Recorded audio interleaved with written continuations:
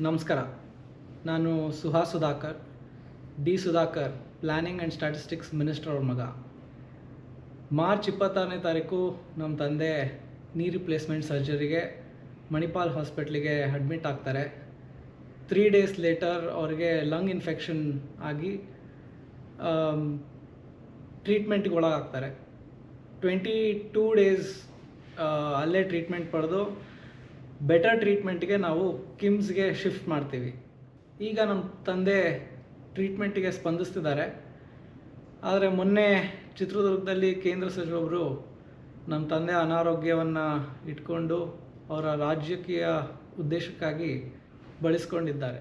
ಈ ಪರಿಸ್ಥಿತಿಯಲ್ಲಿ ಯಾರ್ದೋ ರಾಜಕೀಯ ಜಿದ್ದಾಜಿದ್ದಿಗಾಗಿ ನಮ್ಮ ತಂದೆಯ ಅನಾರೋಗ್ಯವನ್ನು ಹೆಬ್ಬಟ್ಟು ವಿಚಾರಕ್ಕೆ ಯೂಸ್ ಮಾಡಿರೋದು ನಮ್ಮ ಕುಟುಂಬಕ್ಕೆ ನೋವು ಮಾಡಿದೆ.